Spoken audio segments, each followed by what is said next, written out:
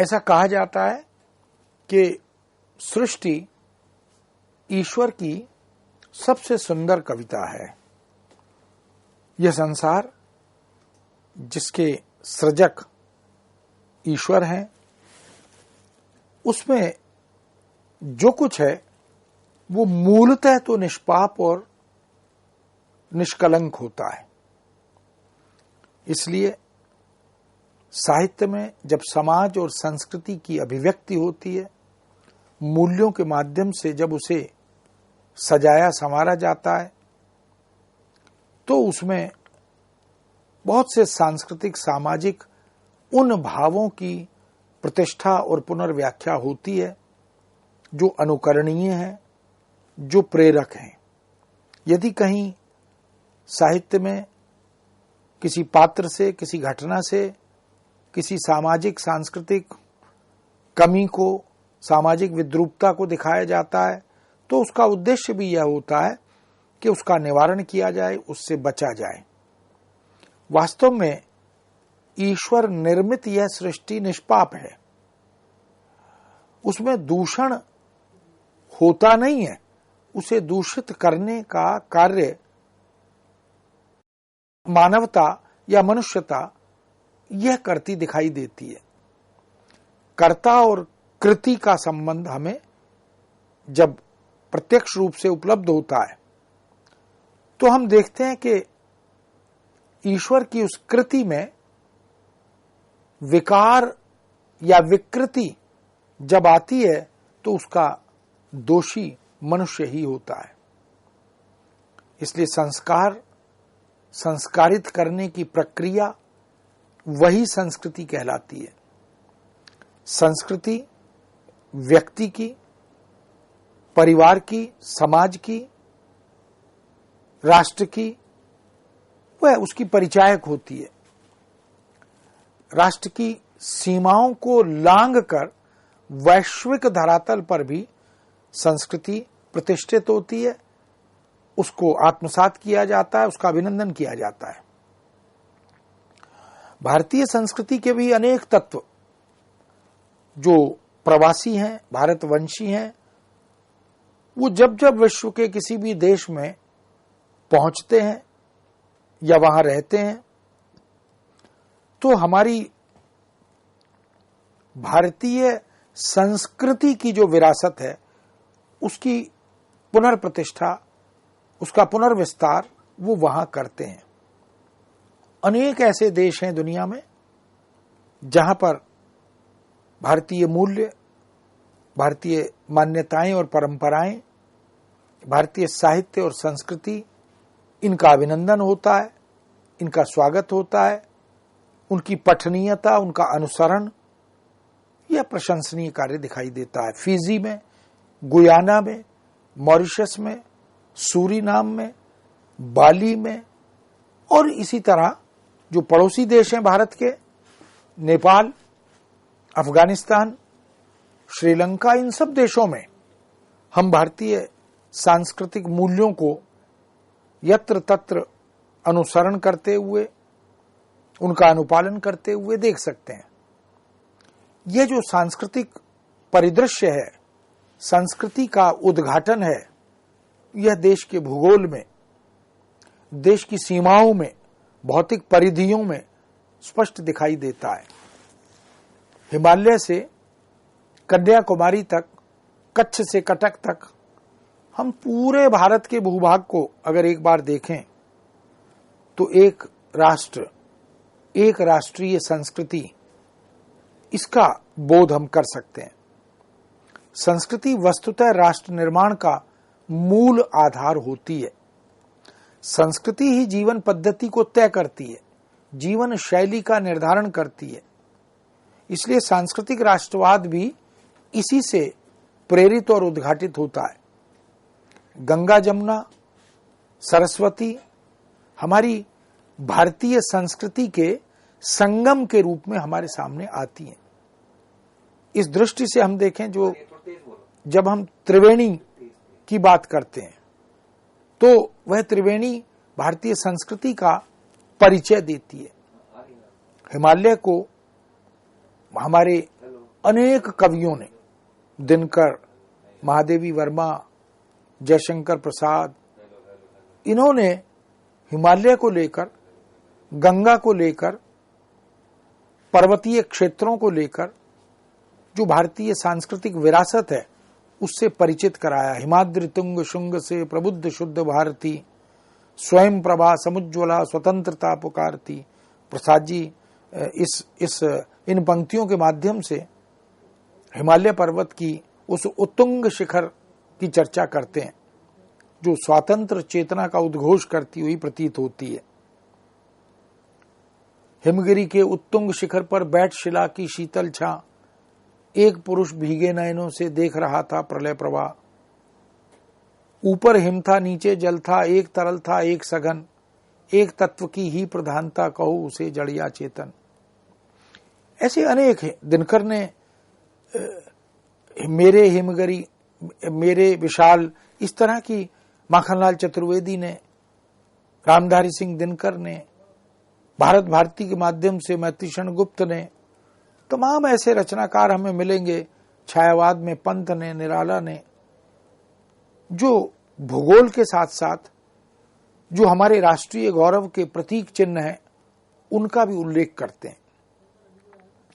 तुलसीदास ने, गोस्वामी तुलसीदास रामचरितमानस जैसे महाकाव्यात्मक ग्रंथ में राम राज्य की परिकल्पना करते हैं। राम राज्य भी भारतीय संस्कृति का एक प्रतीक मूल्य है। राम राज्य क्या है इसकी व्याख्या तुलसी करते हैं। कलयुग क्या है इसकी व्याख्या भी तुलसी करते हैं। लेकिन राम राज्य, उसके कुछ मानक हैं, उसके कुछ सिद्धांत हैं, उसके कुछ वैशिष्ट्य हैं, उन सबको भारतीय सांस्कृतिक विरासत से और परंपरा से जोड़कर देखा जाता है। सिंघल द्वीप का वर्णन भी पद्मावत में जायसी ने किया, जो भारतीय संस्कृति का परिचायक है। भारतीय लोकधारा को, लोक संस्कृति को, उनके मूल्यों को अभिव्यक्त करने का काम। कामायनी की पूरी कथा, पूरी वस्तु भारतीय संस्कृति की ही परिचायक है, जो चिंता सर्ग से प्रारंभ होती है और आशा से होती हुई और अंत में आनंद तक पहुंचती है। मनुष्य की चिंता जो है वो आनंद तक कितने चरणों से गुजरती है और फिर अंततः वहां पहुंचने के बाद उसकी जो अनुभूति है उसका चित्रण भी कवि प्रसाद ने बहुत मार्मिक और प्रभावी रूप में किया है। बहुत से प्रबंध काव्य, बहुत से मुक्तक काव्य जिसमें भारतीय कृषि संस्कृति का वर्णन है। प्रेमचंद के उपन्यास, कहानियां, प्रेमचंद को तो कृषि जगत का ही कथाकार कहा जाता है। उन्होंने तो होरी के माध्यम से, गोदान के माध्यम से कृषि समुदाय की अनेक समस्याओं, चुनौतियों को उद्घाटित किया। उनकी कहानियों में कृषि प्रधान देश भारत का जैसा चित्रण है वो एक यथार्थवादी दस्तावेज बनकर हमारे सामने आता है। उनकी कहानियों के पात्रों को देखें, उनकी कथा वस्तु को देखें। इस तरह संस्कृति को जो मध्यकालीन और आधुनिक साहित्य में रचनाकार, कवि, साहित्यकार हुए, उन्होंने अवसरानुकूल प्रचुर मात्रा में न केवल साहित्य में पिरोया, उनका उद्घाटन किया।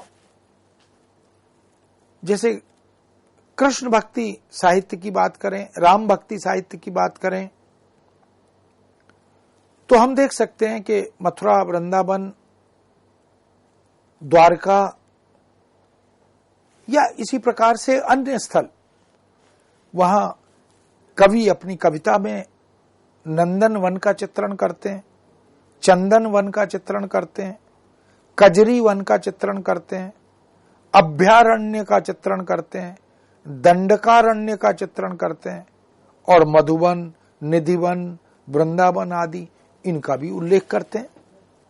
कृष्ण और राधा के जो लीला के चित्र हैं, गोप गोपियों के साथ उनकी जो क्रीड़ा है उसके जो चित्र हैं, इन वन और वाटिकाओं में उनके विचरण के जो दृश्य हैं उनमें रंग बोध वर्ण चेतना जो है, चित्रात्मकता का गुण जो है, वो सब अद्भुत उपलब्धि है। राम, कृष्ण, हनुमान, शिव परिवार, गणपति, इन सब की चर्चा, यानी वैष्णव भक्ति हो या शैव भक्ति हो, शाक्त भक्ति हो, जहां कहीं इन रचनाकारों को, इन साहित्यकारों को अवसर मिलता है, वो इन आराध्यों के, इन लोक नायकों के भक्ति गीत, स्तुति, इनकी प्रशंसा, इनका स्मरण, इनका कीर्तन, इनकी जीवन गाथा, इनके चारित्रिक वैशिष्ट्य का उद्घाटन, ये सब करते चलते हैं।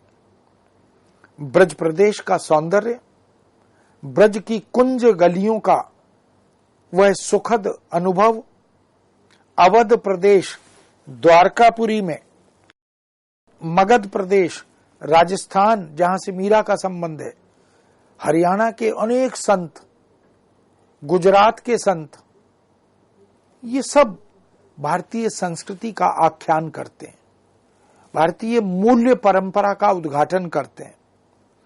उन मूल्यों की चर्चा करते हुए असत से सत्य की ओर, अंधकार से औज्ज्वल्य की ओर अग्रसर होने की प्रेरणा देते हैं।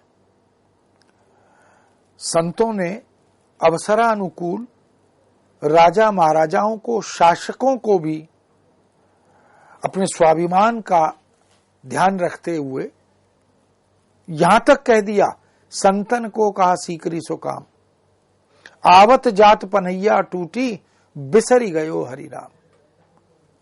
कि राज दरबार में संत का क्या काम, मैं दरबार का आश्रय स्वीकार नहीं करता, क्योंकि राजा की जी हजूरी में, राजा की हाजिरी लगाने में ये जो पांव में पनैया है ये भी टूट जाएगी, और ईश्वर का जो जाप है, स्मरण है, वह भी भूल जाएगा।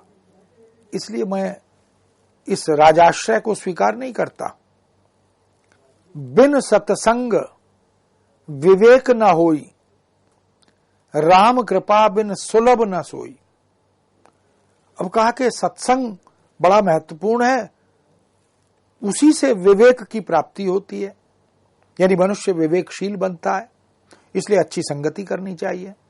लेकिन अच्छी संगति भी राम की, प्रभु की कृपा से ही प्राप्त होती है।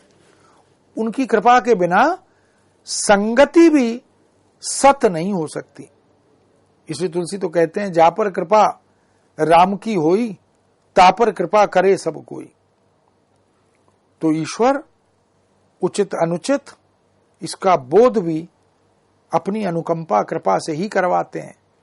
इसलिए तुलसीदास कहते हैं रामचरितमानस में, परहित सरिस धर्म नहीं भाई, पर पीड़ा सम नहीं अधवाई। दूसरे को पीड़ा देने से बड़ा कोई अन्य पाप नहीं है। अधमता, सबसे बड़ा पाप यही है कि हमारे कारण कोई दूसरा व्यक्ति पीड़ित हो, दुखी हो, उसे कष्ट का अनुभव हो, यह पाप के भागी के रूप में हमें प्रस्तुत करता है। इसलिए परहित या जनहित, ऐसा इसके समान दूसरा कोई धर्म संसार में नहीं है। तो हमें यथासंभव सर्वहित या परहित के लिए, जनहित के लिए जब अवसर मिले, जहां अवसर मिले, किसी की सहायता करनी हो, किसी की मदद करनी हो, किसी के अभावों से उसे बाहर निकालना हो, तो वो हमें करना चाहिए। भारतीय मूल्य परंपरा में आस्था बहुत बड़ा संबल है, आधार है।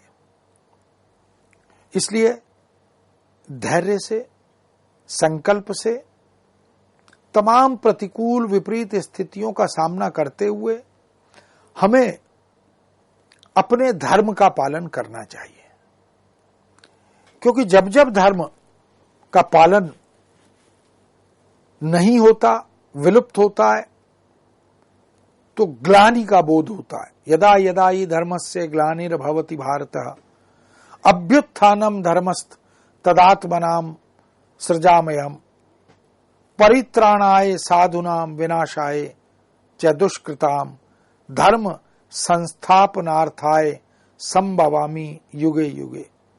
गीता में भगवान कृष्ण यही कहते हैं कि जब जब धर्म की हानि होती है तब तब मैं अवतरित होता हूं और उस धर्म की पुनर्प्रतिष्ठा के लिए प्रेरित करता हूं। इस दृष्टि से जो संभावना है वो सदा सर्वदा बनी रहती है। तुलसी कहते हैं जब जब होई धर्म की हानि बाढ़हि असुर अधम अभिमानी। संसार में, दुनिया में जब असुर बढ़ जाते हैं, अधम बढ़ जाते हैं, नीच पापी अभिमानी लोग बढ़ जाते हैं और धर्म की हानि होने लगती है, ये लोग धर्म को अहित करते हैं। करई अनीति जाए नहीं बरनी सीधई विप्र धेनु सुर धरनी तब तब प्रभु धरी विविध शरीरा हरई कृपा निधि सज्जन वीरा। जब जब ऐसा होता है कि अनीति बढ़ जाती है, पाप बढ़ जाता है, तब तब प्रभु शरीर धारण करते हैं, अवतरित होते हैं और सज्जनों की पीड़ा को हरते हैं, उन्हें मुक्त कराते हैं। मैत्रीशरण गुप्त ने भी अपनी महाकाव्यात्मक रचना साकेत में आधुनिक काल में यह बात कही, संदेश यहां मैं नहीं स्वर्ग का लाया, इस भूतल को ही स्वर्ग बनाने आया। कि केवल संदेश का मार्ग प्रशस्त करने नहीं आया, अपितु इस संसार को, इस जगत को अपने आप में एक स्वर्ग में बदलने के लिए मैं अवतरित होता हूं। वास्तव में इन कवियों ने साहित्यिक सृजन के माध्यम से, रचनाओं के माध्यम से ऐसे ऐसे मूल्यों का आख्यान किया जिनको यदि हम आत्मसात कर लें, जिनका यदि हम ईमानदारी से अनुसरण कर लें, तो ये संसार आनंद की वाटिका बन जाए। साईं इतना दीजिए जामे कुटुंब समाए। ईश्वर से कवि कहता है कि प्रभु मुझे बस इतना दो कि मेरा और मेरे परिवार का काम चल जाए। मुझे अपेक्षा से ज्यादा, जरूरत से ज्यादा नहीं चाहिए। बस इतना चाहता हूं मैं भी भूखा ना रहूं, साधु न भूखा जाए, कि न तो मैं भूखा रहूं, मेरा परिवार भूखा रहे, और यदि कोई मेरे द्वार पर साधु आए, याचक आए, तो वह भी भूखा ना जाए, उसका भी पेट भरने का सामर्थ्य, शक्ति मुझे प्रदान करो। और जो आडंबर समाज में दिखाई देता है, जो तमाम तरह की दिखावटी पारंपरिक मान्यताएं दिखाई देती हैं, माला फेरत जुग भया गया न मन का फेर, कर का मन का डारी के मन का फेर, कि ये जो माला हाथ में लेकर मोती घुमाने का काम मनुष्य करता है, इससे बात नहीं बनेगी। माला फेरत जुग भया गया न मन का फेर, ये जो मन का कालुष्य है, चित्त पर जो मैल है, यह साफ नहीं होता। इसलिए माला घुमाने से, माला फेरने से, माला जपने से कोई लाभ नहीं होगा। इस हाथ की माला को फेंक दो, कर का मन का डारी के मन का फेर। ये जो चित्त का मोती है, ये जो मन का मोती है, इसे घुमाने की आवश्यकता है। इसीलिए बार बार कबीर तो यहां तक कहते हैं, ये तो घर है प्रेम का, खाला का घर नाई, शीस उतारे भुई धरे तो ये घर में जाए। ये जो भक्ति मार्ग है, ये जो साधना का पथ है, ये जो प्रेम का पथ है, भगवत भक्ति का, भगवत प्रेम का, ये कोई खाला का घर नहीं है, मौसी का घर नहीं है कि कोई भी कभी भी जहां से चाहे, जिधर से चाहे आए और प्रवेश कर ले।